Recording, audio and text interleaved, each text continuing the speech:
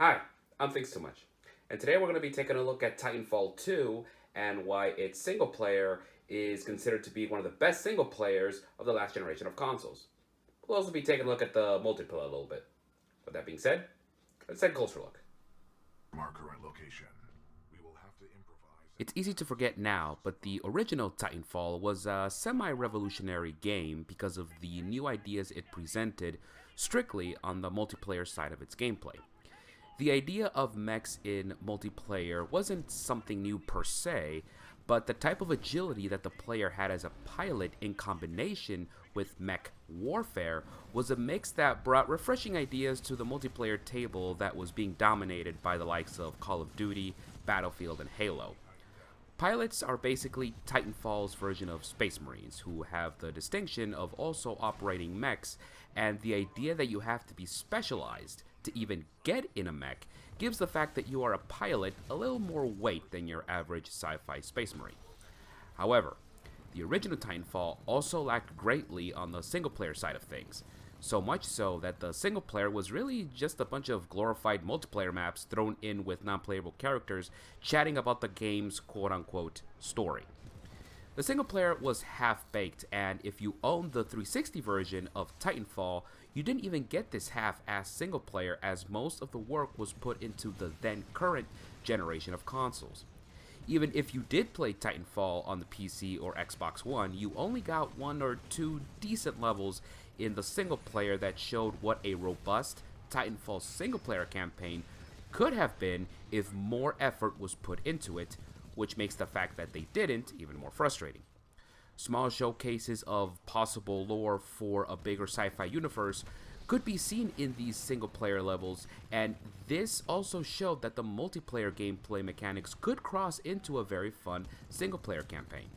It's these shortcomings that led people to strongly criticize the first Titanfall for its lack of a single player, even when the multiplayer was really good. It wouldn't be so bad if Respawn Entertainment, the developers of Titanfall, were honest before the game's launch and admit that it would be more multiplayer focused rather than promise a single player component that was obviously rushed to meet a deadline. The harsh criticism is also warranted when you take into consideration that many of the people working on the first Titanfall were also responsible for creating the better Call of Duty and Medal of Honor games. However, Respawn Entertainment would thankfully take this criticism to heart, and their genuine effort to listen to both player and critical feedback would lead to what many people consider to be the best single player campaign for the 8th generation of consoles in Titanfall 2. Now, one of the positive, ironic things about the first Titanfall's lackluster single player is that this allowed the second game to basically pick up the first game's hollow story bits and give them a lot more meat without really needing to make anything new. In Titanfall 2, you play as Jack Cooper, an everyday rifleman with dreams of becoming a pilot. The first game gave pilots importance through gameplay, but in Titanfall 2, pilots are given importance through story. The intro cinematic even shows how important and badass pilots are to the war effort in Titanfall's universe. The big picture story is actually nothing new, but it is a tried and true formula. The Interstellar Manufacturing Corp, or the IMC, serves as your big company antagonist. Think Atlas from Call of Duty Advanced Warfare, but at the galactic level. They are your stereotypical evil corporation that care more about their bottom line than human lives and hire merciless mercenaries to do their dirty work, many of which serve as the game's various boss encounters. Your player character fights for the Frontier Militia as they try to stop the IMC from their greedy galactic expansion. Now, if the macro level of storytelling seems a little generic in Titanfall 2, that's because it is. But it's the micro level of storytelling which makes the single player of Titanfall 2 so unique. For starters, your player might seem like a generic space marine. He even has a generic name, Jack Cooper. But before long, the game focuses more on the relationship that Cooper will have with his Titan, BT. Cooper starts out as a regular rifleman. There is nothing special about him. Just a regular soldier with a mentor who will train him in the ways of one day becoming a pilot. You know where this is going. After the first game's mission goes horribly awry, Cooper's mentor is killed, so he needs to take his mentor's place as a pilot and take over his Titan to complete the mission. Cooper is completely unprepared for it, but it's a sink or swim situation with no other way forward. However, the situation is helped because BT, even though he is a giant mechanized war machine, is one of the most charismatic and charming characters I've encountered in video games in quite some time.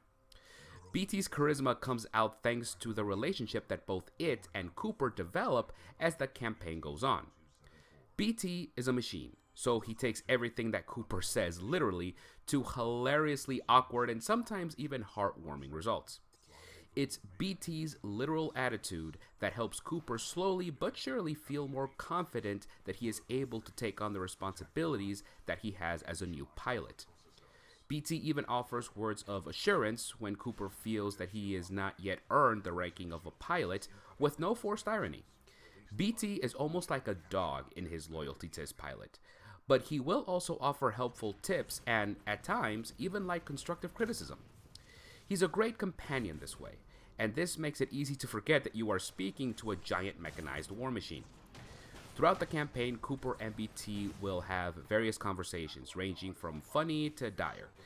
There is a small but effective dialogue tree in which Cooper can converse with BT, and these responses can also range from serious to sarcastic. The conversation tree doesn't really affect gameplay or story outcomes at all, but it does develop the relationship between BT and Cooper. A perfect example of how their relationship develops over time is from this conversation they have in the early parts of the game.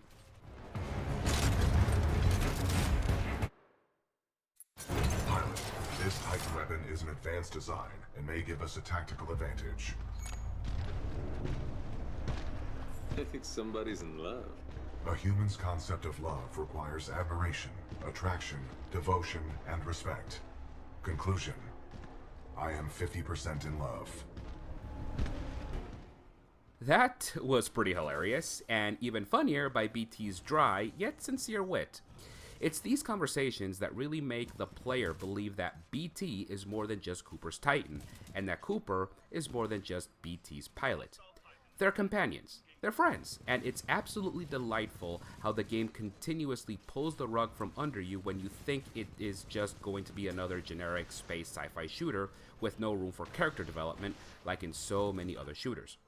It goes without saying that huge credit goes to the voice actors who voiced Cooper and BT, Matthew Mercer and Glenn Steinbaum respectively, but I also appreciate that the writers of Titanfall 2's story took the time to add in these small, inconsequential, but very meaningful dialogue options. By the time you are halfway through the game, you want to see Cooper and BT succeed, because you view them as an inseparable duo, kind of like Han Solo and Chewbacca. This is a hell of an accomplishment for Titanfall 2, considering that the first game didn't even have any memorable characters at all. But BT and Cooper aren't the only memorable characters. The supporting cast also gets some time to shine. They might be more generic and stereotypical, but they fit perfectly with the game's tone and narrative. The leader of the Frontier Militia, Commander Sarah Briggs, is your typical no-nonsense military leader. She cares about her soldiers, but knows that defeating the IMC will require a lot of sacrifice. She does things by the book, but won't hesitate to do things outside the box, if the situation gets serious.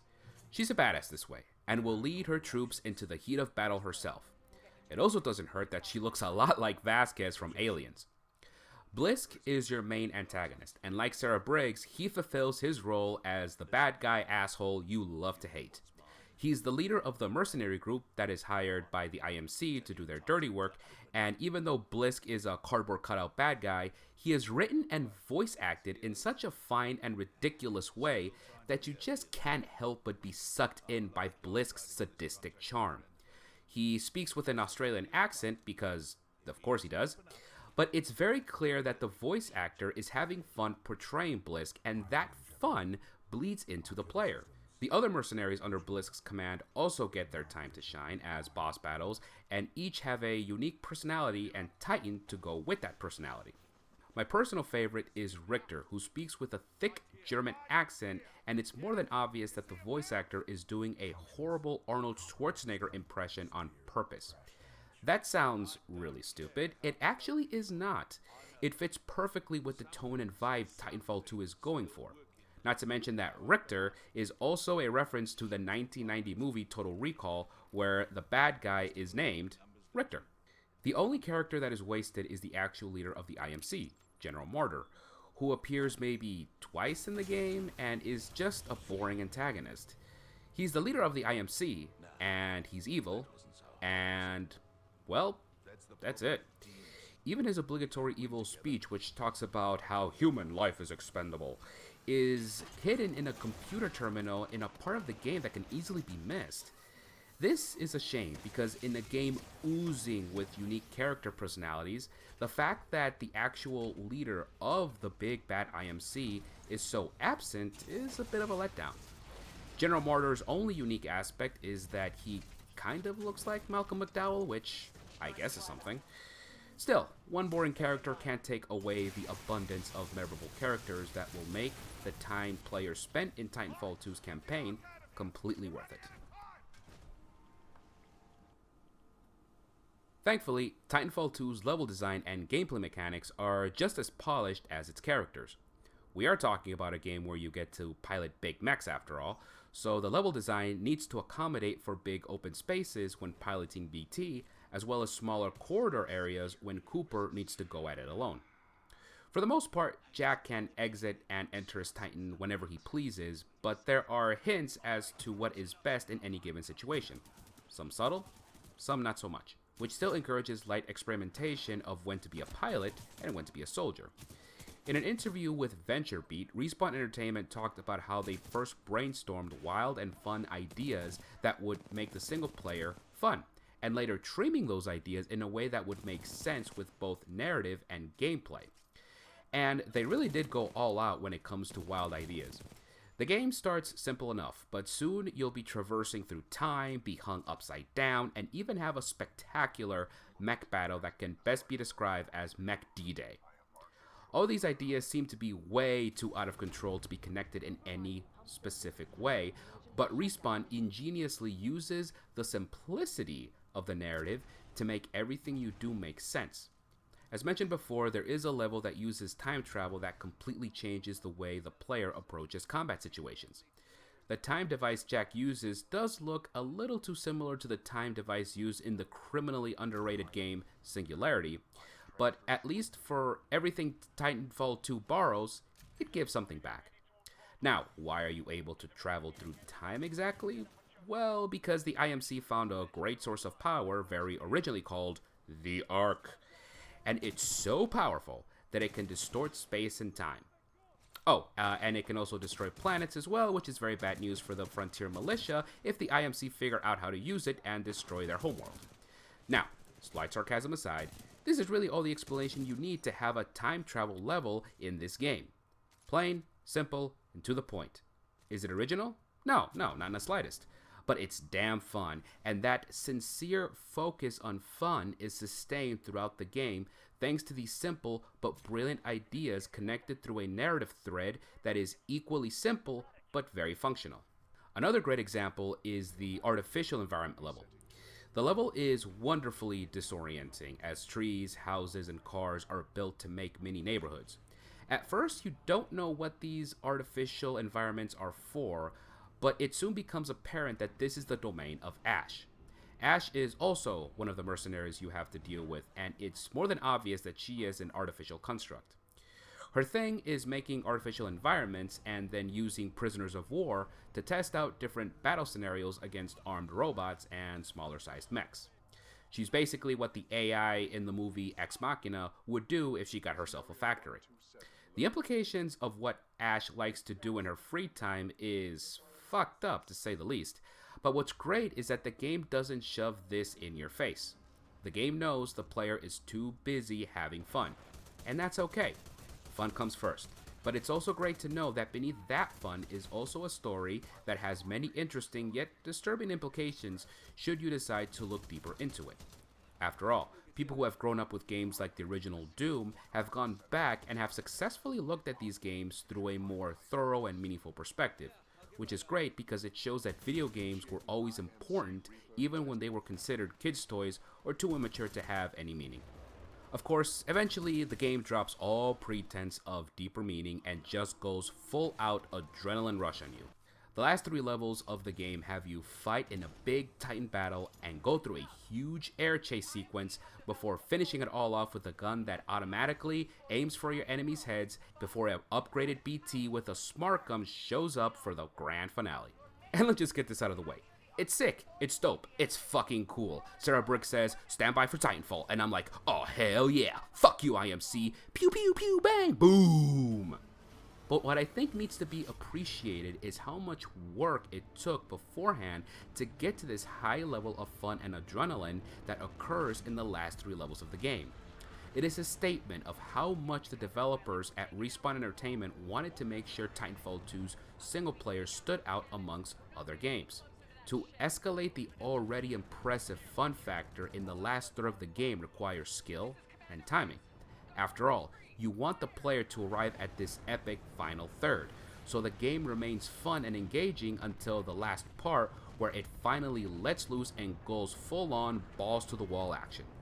Everything the player has learned up to this point is an escalation that finally erupts into a finale that leaves you satisfied and wanting more at the same time.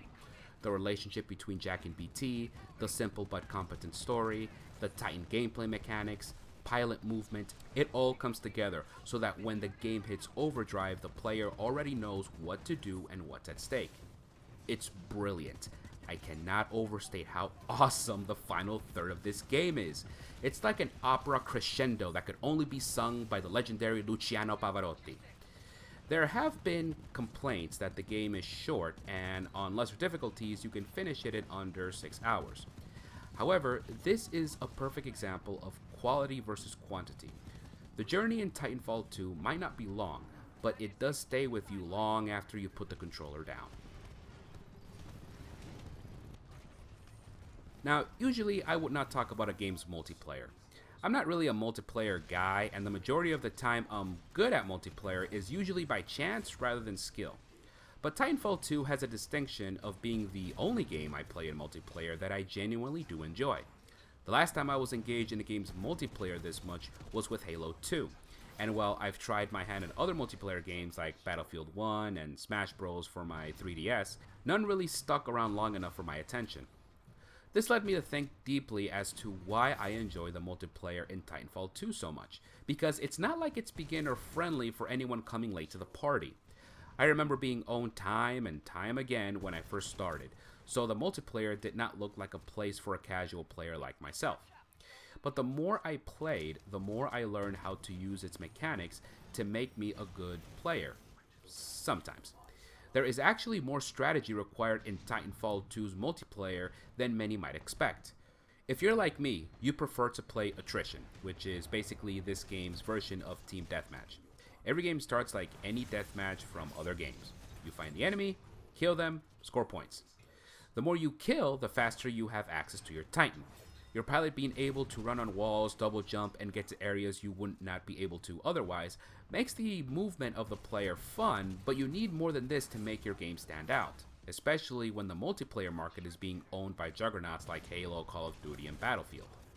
It's the addition of Titans that gives the multiplayer its uniqueness and a surprising sense of strategy not seen in other games. Knowing when to use your Titan and how to use your Titan can be the difference between victory and defeat. Your team might suck at normal deathmatch, but if they know how to use their Titans, they might make up for that deficiency enough to turn a match into your team's favor. When you finally get access to your Titan, the gut reaction is to call upon it as quickly as possible and start tearing shit up. But pilots on the opposing team can easily focus anti-Titan weapons on you if you are the only Titan present and can overwhelm you like a bunch of ants overwhelming a much bigger target. If you wait until other teammates call their Titans, you can gang up on the opposing team and share the targets so you give more damage than you receive. The type of Titan you choose is equally important. There is a rock, paper, scissors sort of mentality when it comes to your Titan loadout. It's not just about which Titan you choose, but what loadout are best based on the Titan's strengths and weaknesses. A big Titan might be more durable, but they're slow, whereas a lightly armored Titan can be destroyed easily, but do massive damage to other Titans if they get close enough to the enemy. The more you use a Titan, the more you can unlock loadouts that can be used to conceal a Titan's weaknesses. There are 7 Titans you can choose from, and if you pick a favorite, you will soon learn how to best strategize for their strengths so you can minimize their weaknesses. Experimentation is the name of the game, and it's this type of unexpected strategy that really puts Titanfall 2's multiplayer in another category, and while other games have been trying to emulate it, no one has really done it as good as Titanfall 2. With Respawn Entertainment currently giving more time to Apex Legends, the possibility of a Titanfall 3 is not unlikely, but it will probably take a while before we see it. Due to the boneheaded decisions of the publisher EA, Titanfall 2 released during a time when Call of Duty Infinite Warfare and Battlefield 5 were able to sandwich it, which undoubtedly hurt its sales. Titanfall 2 still sold 2 million copies overall, but knowing EA, it was a disappointing number. Still, I think time has been kind to Titanfall 2, and even now, more and more fans want a third game, which I do think we will see in the new generation of consoles. If the single player is just as memorable and the multiplayer is just as unique, then Titanfall 3 can have the potential to be Respawn Entertainment's magnum opus. Thank you for watching. Take evasive action.